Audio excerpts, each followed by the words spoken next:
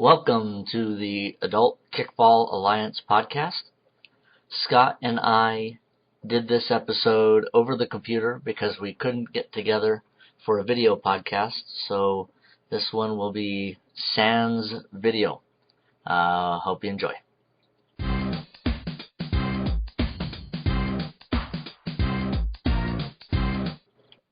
This should record just fine. It's possible that it will cut out after 15 minutes. Well, in that case, we could just do it again. It could be a mini-sode. Yeah, something like that. All right. So, Scott. Jeff. Excited. We're a little over a week away from our championship game. Yes, we are, actually. And we just had the past games. I don't think we talked much about those. They had the unfortunate whatever you may call it, because my brain isn't working, of having me as a ref, that one side. Unfortunate luck. Yes, the unfortunate luck. I made plenty of bad calls, but they were really nice about it. They just came up to me and gently said, maybe you should know the rules in your own league. So this is actually how it's supposed to be. And I was like, oh, okay, well, we do it that way. So both teams are very accommodating to me. That's it's nice that they're so kind. Yeah, they were there. Yeah, I pay people for this thing. That's usually why I don't have to do stuff like this to you people. Right. Here comes the boom. They just suddenly, everything just came together because the other team was holding them off at like 3-0 for a while, and then all of a sudden they just got those couple lucky kicks in, and all of a sudden it's 6-0, and then the other team, it's that quicksand effect, and they couldn't get out over it, and they just gave up, I feel. But they tried their best, so gosh bless them. But anyway, yeah, you were talking about the upcoming championships. Yes, yeah. I'm definitely excited, but fearful of the power that is Here Comes the Boom. They are mighty, but they have been defeated in the past, haven't they? Once, yes. They have lost one time, and but they have lost the championship. No, I think that I thought that was the semis. No, they lost the championship. The blue team took it. Isn't that right, Jen? Yeah, was it last season? Yeah, maybe you weren't around. I think you had business or something going on during that season. But yeah, they beat Here Comes the Boom in an amazing game. In any event, I think if we played as well as we played last week, it's entirely possible that we can pull this off. I think so. I think if you guys, don't drink. That was a big one. And Jen brings her magical orange slices again. That you guys could definitely pull off at least a very decent game. Yeah, I mean, I think we can compete. And, that's one of those teams that things go well for them all the time. Mm-hmm. And when things don't go well, it feels like we have a little bit. They get rattled. Yes, and I think we have a better chance of taking them on. Absolutely, yeah, they definitely do get rattled. If you can get them, just get them out of sync, I guess is the best way to say it. Then yeah, definitely, and then you guys just keep that going. Yeah. Whew. But we'll see. I mean, I am excited for this game. And, of course, it seems like, we're talking about the end-of-season party, which we have at AKA, is the big one. And a lot of people are looking for it to be on the field this time instead of at the bar. Remember last time we had it at Barrio? Uh-huh. And we were able to give plenty of drink tickets and food away, and people had a great time. But it seems like this year people really are interested in doing it at the field.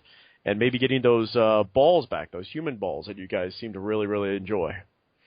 I do have to say, I think that is probably one of the most interesting ways that AKA has differentiated itself from, other adult sports leagues in town is with stuff like that. The parties have always been, for lack of a better word, pretty tame with the other leagues, and nice people, and it's fun. But I think there's something to be said about having things like the bubble balls and stuff like that really show more of a commitment to the players than the sponsor bar necessarily. Yeah, definitely. I think the sponsor bar, people are getting kickbacks for it. Maybe it's not the best for the league, whereas we can choose. It's like if the league wants to do something, we could do something last minute and be like, absolutely. We are not roped into one certain place. Everybody has to go to one bar or do one activity or anything. We do whatever we want. It's the league's money. It's the players' money, whatever they want to do. I'm happy with the way that it's been differentiated because, you're not going to beat them with infrastructure. They're a nationwide organization. But where we can beat them is in responsiveness to what the players want. And I think that you have, not to sit here and kiss your ass this entire podcast, Ooh. But I think you've done well to make it a player-centric league. That's what I really wanted. I think that's what you guys were talking about because you guys were asking for something on the East Side, and it's like, I would really like something where the business is more about the people. You hear too often where it's like all about let's get as much money as we can and squeeze every penny so that the people that organize it get the most out of it. I'm like, you know what? I'm not in this for I put all the money back into the league, so as much money as we get, that's what goes into the parties and everything and the insurance and stuff. And that's the type of business that I would like to be a part of, even though I don't really call it business. We just kind of put stuff together for people. But I don't think anybody would begrudge you making money on it. I think where a line kind of gets crossed is when teams are loaded up with 18 players and the league has, 16 teams, and so you're not even playing every other team, and they still don't provide any referees or anything like that. So you're not playing very, very much.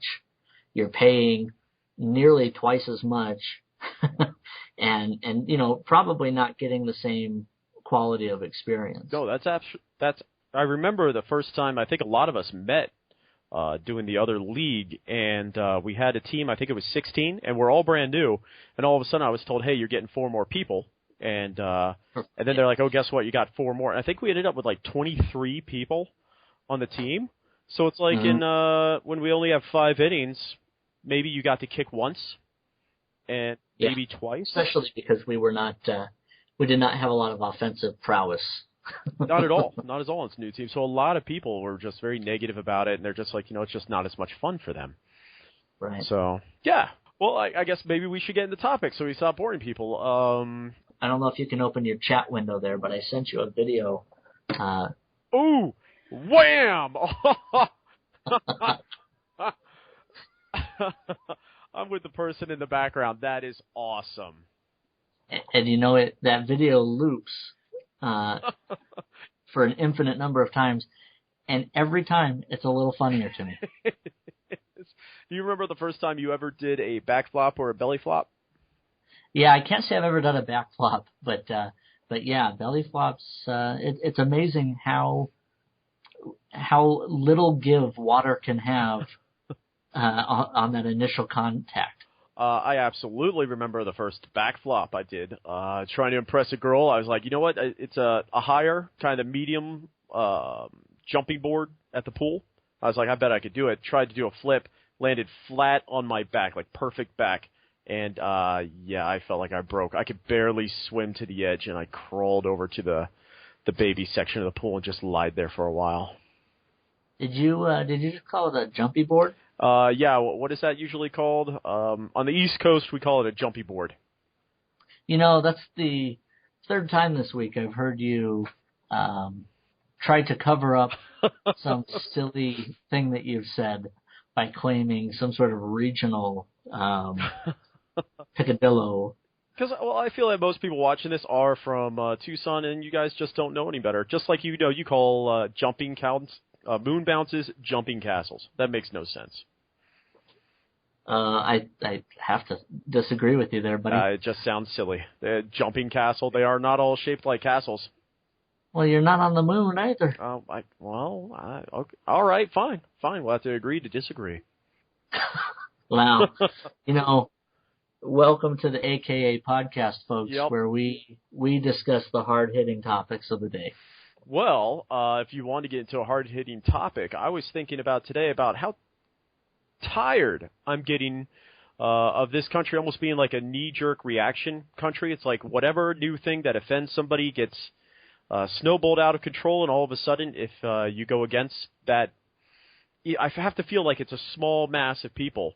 It's almost like you'll get fired at work because people are like, oh, you're that guy.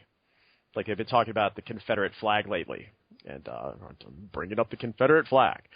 But they did a report and they did a poll. Who's they? CNN, I think, and a few other news people are all saying, they are all doing this poll, and it's showing that the majority of people see the flag as just a Southern pride thing. Huh. They don't see it, as a racist thing.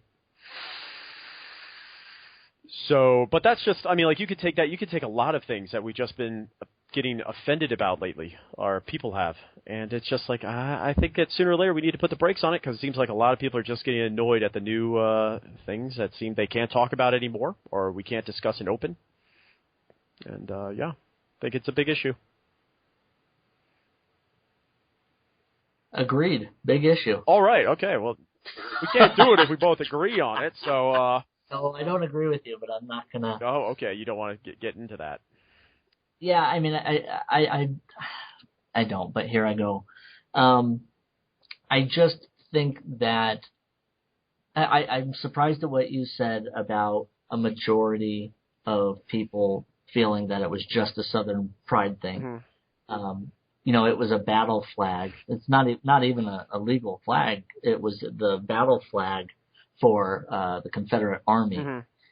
And so, even if you don't equate it with, say, slavery, which is obviously the claim of people who are against the flying of the Confederate flag, even if you don't associate it with that, it's still associated with an enemy of the United States. Mm-hmm. And so, from a personal perspective, I don't know that I have a tremendously strong opinion one way or the other as far as what it represents. But what I do have a strong opinion on is that it's a symbol that has been used to divide and is and possibly misused. I'll give you that as far as division and trying to stoke racial tensions. Mm-hmm. Yeah, definitely. And so I can certainly understand why people, particularly people of color, would not appreciate that symbolism. No, okay. No, I agree with you. Actually, maybe I should make it a little bit. I do think it's time for people flying in on public buildings, states, and stuff like that. Maybe if people discuss this, instead of just saying ban everything, ban the General Lee, ban the car, ban even that show. I completely agree with you on that. And all of a sudden you can't buy the flag on Amazon. Like I would, I've never had any interest in buying the flag. It's just, they still sell the Nazi flag on there and stuff. The knee-jerk reaction to it all, it just makes me feel like other people are looking at us and be like, God, there are those Americans again, just overreacting about every damn little thing. I agree with you. I'm surprised that we're agreeing on this, but I think it absolutely 100% has no place on any local, state, federal building. But as far as things like the Dukes of Hazzard and all that, is it still an offensive symbol? Sure. But just because something shows that symbol is not necessarily endorsement of its ideals in an entertainment capacity. Mm-hmm. They had Nazis in Inglourious Bastards, but I don't think anybody necessarily, wants to get rid of the movie specifically because a symbol is there. So I agree with you on the Dukes of Hazzard and whatnot, that's kind of going overboard, and I think it kind of ignores the real racial stratification issues that we have in society, and it's not all about that flag. Yeah. Yeah, I think that we have issues that we need to kind of address and get into, and I just feel like this knee-jerk reaction, it isn't really helping anyone get to the real issue. It's just kind of in like everyone's focused on its flag instead of the real problems, maybe. Right. So. Right, and let's say that tomorrow all the Confederate flags disappear. None of us are going to be able to say, okay, good, racism is over. Congratulations, everybody. It's all done. We won the battle. Okay. Yeah. Like, no. That's not how it works. But frankly, I think in a channel like this, I don't think that we can give the topic the respect or thought that it deserves. Absolutely not. That's why I kind of hesitate a little bit with that kind of stuff. So we got a little real there, but yeah. But let's go to another topic. You pick the next topic. You haven't picked a topic? Didn't I? I thought I picked a topic. Did you? What did I pick? Well, I showed you that funny video of that lady landing on her back. That was very funny. Other people getting injured, I'm all about. Even though I think from an intellectual standpoint, we have that tiny little friend of ours that would say that it's beneath us to laugh at other people's pain. I feel like the whole world can come together by watching videos of other people being idiots and hurting themselves doing silly things. Yeah, well, and I just have to say she would have to laugh at that. Yes. I'm okay with laughing at people's pain when they are doing things that cause that pain. And really, that lady wasn't mortally injured. She wasn't even seriously injured. She was doing something that has an inherent risk involved. Yeah. And didn't work out for her. And I think we can sympathize, but still, find great joy in her misfortune. Oh, absolutely. Because we know it'll all be us one day, I guess, so it's okay to laugh. Yeah, absolutely. I mean, if it's the different than, say, laughing at somebody, walking up and hitting somebody for no good reason or anything like that. Gosh, that's mean. Yeah, that's what I mean. So just because somebody gets hurt doesn't mean it can't be funny. Mm-hmm. Absolutely. So what else have we got going on around in the news? I mean, like there's the Greece issue, which and I think something else that a lot of people that I know, liberal, conservative, hippie, whatever. Well, can I just stop you? Uh-oh. Okay. Right there. I personally don't think they should have even made a Grease 2. If John Travolta and Olivia Newton-John aren't coming back, then it's just disrespectful to do it. But go ahead. What do you have to say? Oh God! All right. Well, no. If you're going to go there, we're going to play with this. They are making a lot of silly sequels right now. Like, what is Point Break? They're making a sequel to Point Break, and I think I talked to you about it. Maybe you haven't seen Point Break before. That's correct. Yeah, this might be the third time that Point Break has come up on this podcast. Oh, good Lord, you have never seen Point Break. Oh, God, you have got one of the best movies ever made. I've got like 2 copies. I've had actually multiple people steal that movie from me after I show it to them and they never seen it. They just keep it. They just blatantly, I'm not giving it back, they tell me. I was like, really? Oh, they like it that much. Yeah. Now, is it liking it in the same way that you would like Roadhouse or Over the Top, where you like it because it's just so kind of ridiculous, or is it a legitimately good? Not a legitimately good movie. I mean, okay, so it's like a Roadhouse issue. Yes. I think a lot of people would be yelling, saying how awesome a movie is, and it is an excellent movie. But if you actually sit down as a grown adult instead of the teenagers, which most of us saw that, and watch it, like, God, Keanu Reeves is just a terrible actor. It is just mostly a fun, goofy movie and people, like, if you ever seen the movie Hot Fuzz, they always talk about shooting your gun up in the air and going, ah, that all comes from that movie. So, oh, really? Yeah. So, okay. If you haven't seen it, you have got to rent it and see that movie. You'll like it. It's a really fun movie, but is it a good movie? I wouldn't not necessarily go that far.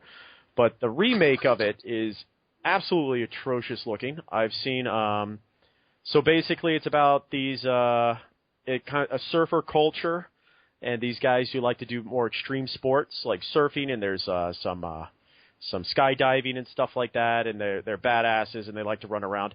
Well, in the remake, one of the things the lead agent guy, who's the recast of the whatever his name is, says that I think these guys use their skills in extreme sports to carry out these crimes. And that line, the way he delivers it, makes no sense, and it's the stupidest thing, one of them I've ever heard, using their extreme sports skills to pull off major criminal heists. Yeah, like robbing those banks that kind of float just right beyond the shoreline. Yeah. Yeah, it makes perfect sense. It does. So, yeah, I'm going to give that one a miss in the theaters. Okay, fair enough. Well, so here's a topic for you, buddy. All right. So on Thursday, state health officials announced that a Washington state woman has died of measles, becoming the first American to be killed by the disease since 2003. That's embarrassing, kind of. I mean, like, how did she get that? Is it I don't know a whole lot about the health stuff. Our little friend does, but is that because of the whole vaccination thing, people not getting that done?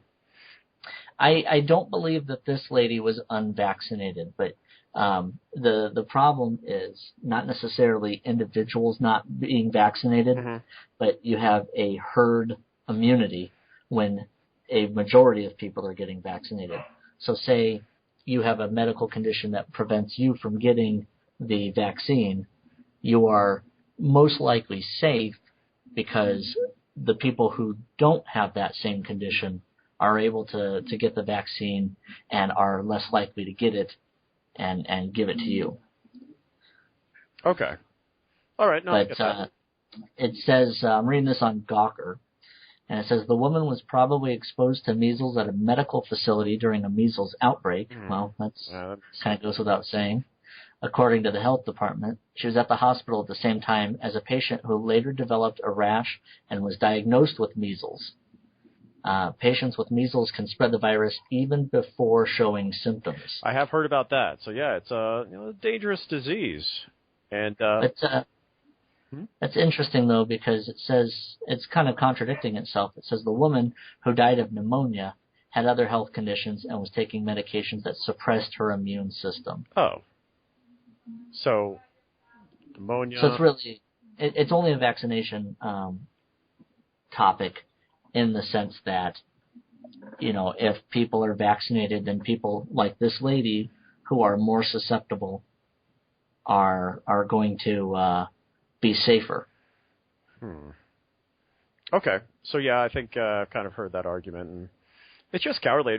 It was Jim Carrey recently. He kind of got in the news calling that one governor a fascist. Yeah. Yeah. And then he also, I guess, displayed a picture of a child, some boy with autism, and the parents did not give him permission to do that. Oh, I hadn't heard that part. Yeah, so he's putting himself in a lot of hot water. And you know what? I really like Jim Carrey. If they had just given him some sort of award a while ago, he probably wouldn't be as crazy as he is now. Well, he was married to, or at least cohabitating with Jenny McCarthy for quite a while, and I'm sure that his opinions on the matter are very much shaped by hers. Yes. So you have a Playboy centerfold and The Mask doling out medical advice. So, yeah. I can understand people's concerns about vaccines in the sense that it's kind of scary, the idea of injecting yourself with the very thing that you're trying to immunize yourself against, but that's how that works. And if I had to, as a father of two, even if there was a link between autism and vaccinations, which there is not, yep. And only one study has ever suggested that, and that person has been found to be a fraud. Yeah, I remember that. And has been stripped of his medical license. Big deal. But even if this guy isn't a sleazebag and there is a link, I would much, much rather have an autistic kid than a dead kid. Yeah. I think it's time for people to stop trying to be armchair doctors, even the lawyers and stuff like that, giving out terrible advice to everybody else, and just be like, you know what, there are reasons, there are professionals that go years and years and years at school, and we need to trust that. It is not a government conspiracy. Yeah, there's way bigger issues in the world. Absolutely. And, these people that talk about chemtrails and vaccinations and the chemtrails, yeah. Lizard people are just, I've really run out of any patience for them whatsoever. Yeah, I think actually, California they just pushed that law for the fascist thing. I'm really glad they did that, and I hope all the rest of the states do that as well. Just start criminalizing it bit by bit till it's just like, shut up. Either you do this or you and your family are not really going to be a part of society because you're just going to hurt other people. Yeah, that's why we got tiny little islands out in the middle of the Pacific and Atlantic Absolutely. Oceans. We can just we can call it Measletown, and Measletown. I mean, there are people that have legitimate medical reasons why they cannot or should not have immunizations, but that's a very, very small percentage. And a lot of these people are just scared because they don't pay attention to facts. Don't understand it or like to stay ignorant of it. But going back to the idea of Measletown, it actually sounds like that'd be interesting. You could put like little cameras on the trees and kind of watch, and it could be kind of like a daytime show, reality TV show for us. Oh, like Big Brother. Yeah, exactly like that. And we can all just kind of watch the anti-vaxxers run around out there with their measles and stuff and see how they get along and just be like, oh, wow, there you go. So, all right, question. If you really want to be famous, what's to stop you then from going, you know what, maybe even though I don't feel this way, I'm going to refuse to get the vaccine so I can go to Measlestown and become a star. Be a star at Measlestown. Well, I mean, if I could do it and also but get the vaccine but lie about it or something like that. Oh, like secretly vaccinate yourself? Yeah, and then just go there and become kind of like a leader, a tribal leader. That would be great. I mean, I still think that even though these people are silly, they'd probably still have a society. It wouldn't be like, running around in some sort of prehistoric tribe conditions. But I could hope, and I think that it's mostly like, Well, you're the leader. You can make it however you want. Exactly. The hipsters, the liberal, the pansy type, the weak. I will go there and I can dominate and just kind of take over, and it will be my thing. And they'll call me a god after a while because I will never get measles, and I'll be like, my blood is the purest. Not to sound racist or anything like that. So, well, going back to what you were saying about the liberals and all that, that's what's kind of weird about this whole anti-vaccination thing, is it's this weird combination of like super crunchy liberals and also kind of militant libertarians. Oh, really? Yeah, it's government can't tell me what to do, that kind of business. Both extreme sides, man. They're ruining everything. Yeah. But Bill Burr, we went and saw him. That's a big thing to talk about, right? Yeah, Bill was fantastic. I'm going to put up a picture here with Bill Burr. Oh, yeah. The one and only photo that we got, which was not good. Yeah, it wasn't that good. I looked good in it. I mean, you looked great. Yeah, I thought I pulled that off real well. I looked tall, and compared to someone around me, I had a lot of hair, which usually I don't. Yeah, but that was a low bar. So it did look like Bill was trying to give us all kind of a group hug, which is nice. Yeah. It made me feel warm and fuzzy, but I felt bad that my giant head blocked Chelsea entirely. Yeah, well, she's just gone. She's young, so she'll meet up with him again, I'm certain. Yeah. Well, she posted to his Facebook page, so maybe he'll maybe he'll fly over and take a picture. I doubt it. I've been listening to this podcast, and he sounded pretty wiped out and tired from the whole thing, so. Did not sound very happy with the venue, and I don't blame him. Yeah, did you listen to that one where there was something that wanted to be said, but he's like, no, we're not going to talk about it? That's what I thought it was. Nia really wanted to, and that's what I love about her. She she does not pull any punches, but Bill didn't want to say anything. But it's true. It's kind of it's a crappy venue. Yeah, for someone of his stature, just Mm-hmm. we're all sitting in seats. I mean, like, where else could they have put us? Somebody was saying. I mean, like, there was the outside pavilion, but that would have been hot and muggy. Well, that venue just doesn't lend itself to that. Yeah. You know, as opposed to, say, you know, the Rialto or the Fox Theater, or, you know, there's places to do it at. As far as at that casino, I don't think so. Yeah. But you know, they can work on that.